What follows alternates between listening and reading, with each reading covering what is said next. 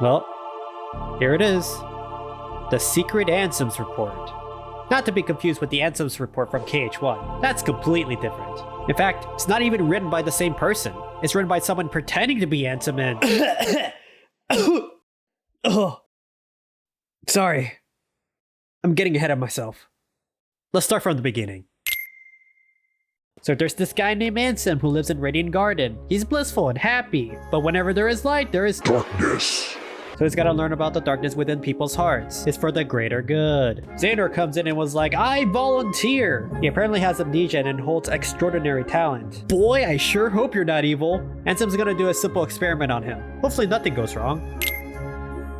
Something went wrong. He decided to build a laboratory with the help of Ienzo, his youngest apprentice. Later on, 6 of his apprentices were collecting subjects for the experiment. Ansem didn't know about that, but when he did, he told them to stop it. Why are you doing this? This is too much. He then got a visitor. It's the Mouse King, and he's got a keyblade. He's telling Ansem something's going on, and Ansem was like, yeah, you're right. So he went to the basement lab and found the Ansem's report from KH1. He written number 0.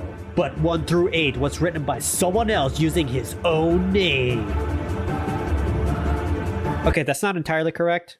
Well, it is, but there was a bit of a localization issue. You see, when Kingdom Hearts 1 first came out, the Ansem's report were originally numbered 0 through 12. However, when it was ported outside of Japan, the number changed to 1 to 13. At the time, it wasn't a big deal. That is until Kingdom Hearts 2 came out.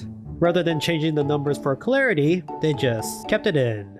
Number 0 never existed in KH1, it was actually meant to be number 1. As the number 1 through 8 is actually meant to be 2 through 9. The confusion is definitely not intentional, but it is kind of ironic that it happened on a franchise where the lore goes bonkers. So Ansem's reports were created by Xehanort, and Ansem himself is pretty tilted. He mentions that all hearts holds a darkness within, and that the same rule applies about the world. That's where the Dark Realm comes in. Xehanort and 5 other apprentices went for a ride. These apprentices are Evan, Ienzo, Braig, Dylan, and Elias. By the way, recognize those names? No?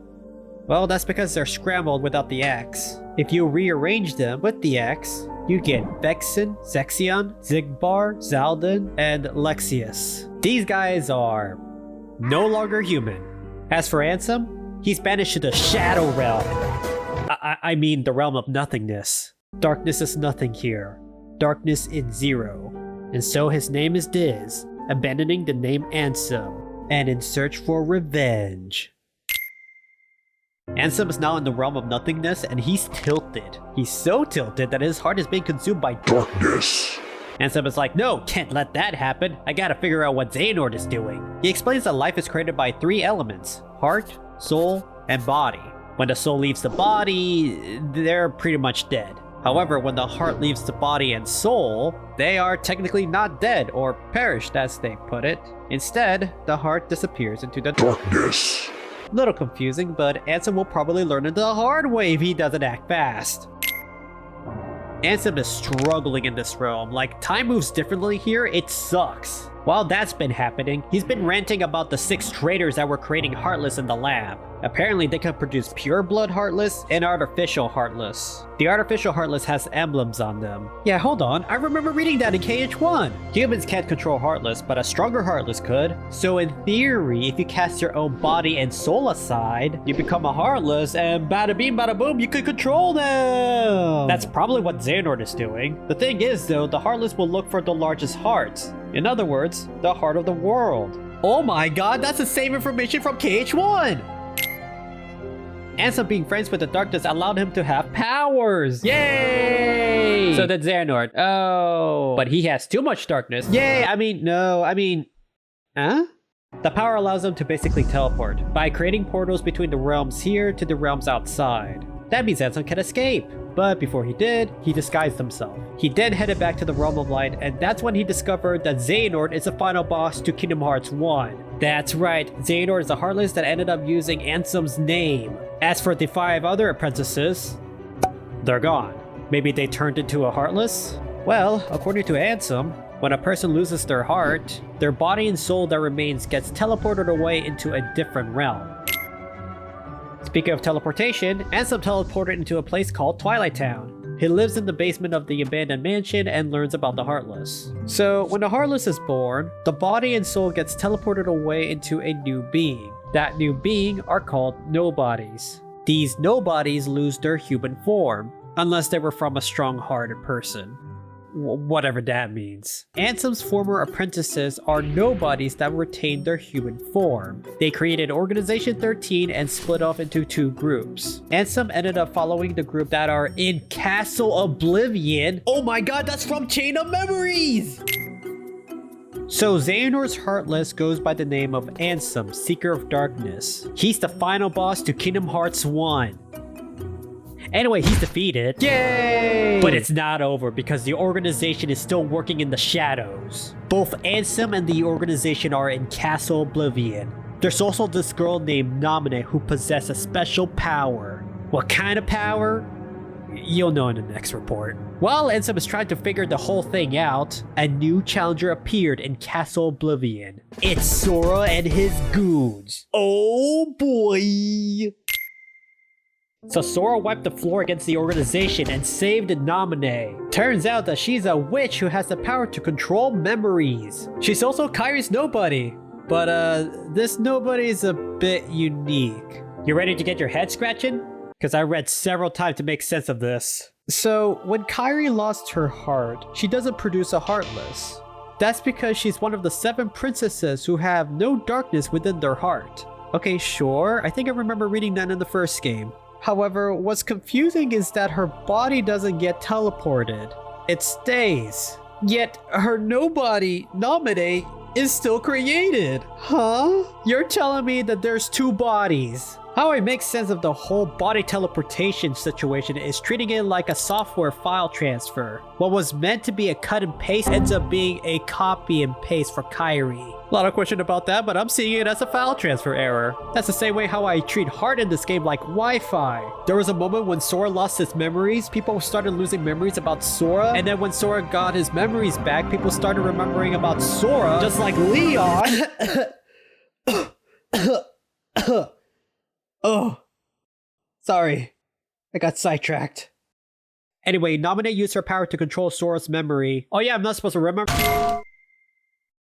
Sora is sleeping in Castle Oblivion, getting his memories restored. Ansem told Namine, yo, maybe we should move Sora someplace safe. Namine is like, yeah, sure, so they move Sora into Twilight Town. Speaking of Namine, there's a theory of her existence. Oh boy, here we go. Namine is Kairi's nobody, but the body and soul belong to Sora. Cause remember, Kairi's heart rests within him. When Sora released his heart, he also released Kairi's. Her heart doesn't have darkness, so no Heartless. As for the body, it belonged to Sora, so copy and paste body for Namine it is. This kind of explains why she's her own person without having Kairi's memory. She's an anomaly. While that was happening, Riku showed up in chat. Oh! So Ansem, Diz, met up with the Rat King. He didn't reveal his identity because he wanted to get his revenge without anyone stopping him. So somehow, the Rat King and Riku went from the Realm of Darkness to Castle Oblivion. What? That doesn't matter though, because Riku wants to help Sora at all costs. So Ansem, Diz, told Riku, you need to find another Sora. But Sora's my friend. Yeah, I meant like finding his nobody. Oh, okay. That nobody is a key for Sora to hold that key so that he can use that key to defeat Organization 13. Oh wait, that makes sense. He's doing this out of revenge. If you thought Namine being a nobody is confusing, let me tell you about Roxas. So, nobodies are supposed to retain their memories from the time that they were human. Namine was an exception because there was no Heartless, the body and soul was from Sora, file transfer error copy-paste Namine. Are you with me? Okay. Roxas is Sora's nobody. However, he doesn't have Sora's memory. Why? It's because Sora didn't stay as a Heartless long enough. He apparently unplugged the core too soon before the file was fully transferred. A file corruption, I guess. Sora also gained his human form by using Kairi's heart instead of his own. So like a file corruption recovery? So there's now 2 Sora's body. I guess he's similar to Namine, just in a different spectrum. According to Diz Ansem, he needs Roxas to complete Sora's memory. So Riku fought Roxas, ended up using the power of darkness to win, and just brought him over. Diz then put Roxas into a virtual world so that Sora can regain his memory. Sora will awaken soon, meaning Ansem's plan will finally come. For him to beat Kingdom Hearts 2. He really wants to get that revenge against Xehanort. I mean, his Heartless version tried to draw out the darkness from Kingdom Hearts, while the Nobody version tried to create Kingdom Hearts. Out of all odds, Ansem is genuinely surprised that Organization 13 were defeated by a handful of strong-hearted individuals. One person in particular was Riku. Though his heart has darkness, he turned it into an ally as his greatest weapon. Ansem really hoped that Riku and Sora would be able to return home to their island. As for Ansem, if he could, he would like to return to Radiant Garden to see his beautiful world and people once more. That's the end of the Secret Answers report from Kingdom Hearts 2. But I still have one question. Who is Xehanort? He already had amnesia when he was Ansem's apprentice, so he's already a complete enigma. He also kind of looks like the armored soldier from the secret ending. Are you Xehanort? That doesn't make sense because he literally calls out his name and hates him. He also calls out the name Aqua and Ven. I'm guessing you're Aqua and you're Ven. Why do you look like Roxas? Do you have any correlation with him? Or Sora? All I can think of is that Sora means sky in Japanese and Ven in Latin means wind. Hold on. Kairi in Japanese means sea or ocean, and Aqua in Latin means water. What about you and Riku? Riku means land. What's the Latin word for earth? Terra? Are you Terra? Or are you Xehanort? Maybe both? Wait a minute. At one point, Xehanort's Nobody was calling Aqua his friend. In quotation. The boss battle against you was called Lingering Will. Was I fighting your empty armor? Was your body taken over by Xehanort? That's kind of what happened with Riku at one point. Which, by the way, the Heartless Xehanort was wearing the same clothes as this guy. Are you Xehanort? Why are you doing this? What's the Keyblade War? King Mickey, I mean Rat King, what is going on? Oh. Ugh. You know what? I can't wait. I am hype for Kingdom Hearts 3. Oh. I'm pretty sure I said Kingdom Hearts 3. Not 3 Kingdom Hearts games.